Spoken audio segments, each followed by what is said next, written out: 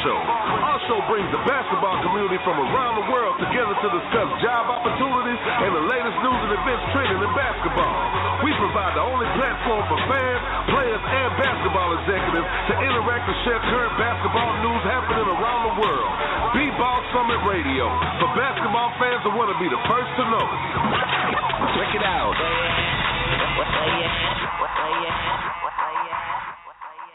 EuroLeague draw was announced today. So the 24 teams that are going to participate in that tournament, it was announced. It's a wide variety of countries. I think Spain is leading the way with 4 teams represented, and then there's teams from Turkey, Russia, Greece, France, Italy, Germany, Lithuania, Poland, Serbia, and Croatia. So it kind of shows you just how many countries, have teams that can play at that highest level, the opportunities that are out there. A lot of countries, people might not be familiar with, but they got basketball teams that are playing at the next highest level outside the NBA with the EuroLeague. The only thing I'm going to say to these guys, my guys anyway, they're there for 3 days. Contacts mean a lot. They should get to know as many coaches as they can and get to know you and all your guys, because you never can tell who can help you out in the long run. And I think that they should really be a sponge out there. Instead of just knowing their coach, they should get to know everybody. Guys, and I tell my guys that body language speaks volumes. And I mentioned this the last time I was on. You want to be a professional basketball player, you need to act like a professional basketball player. You don't need any body gestures toward the official or toward your coach, because you never can tell who's going to be sitting in the stands. And, just do the right thing. And when you play, keep it simple.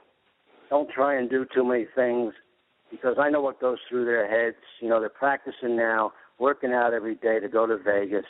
And, I'm going to show them what I can do. And they try to do too much in 3 days. Just play your game and let the chips fall where they may. And it's unfortunate. Not everybody's going to get a job, but if you're not there, you can't get a job. It's like the lottery. If you're not in it, you can't win it. Players that go overseas have to realize that they're not in the NBA, and that wherever they are, they have to come with a clean mind, clean heart, clean soul, and wanting to really be there.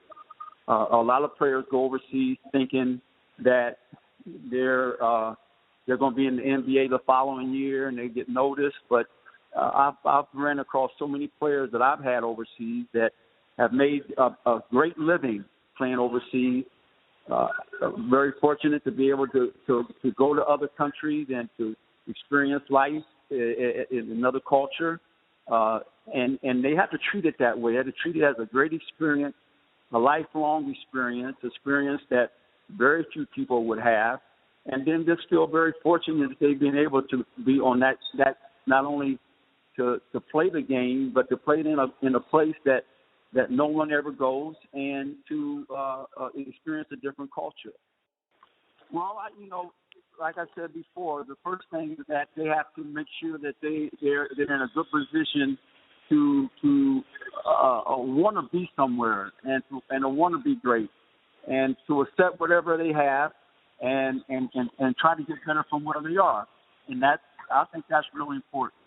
So many kids just take for granted that I'm in this place, so I don't want to be here, and I'm not going to make the best of my opportunities where I am, and they lose out on a lot of things, not only in basketball but in life. And so I think it's important to just be grateful and thankful, and try to improve your situation and try to get better.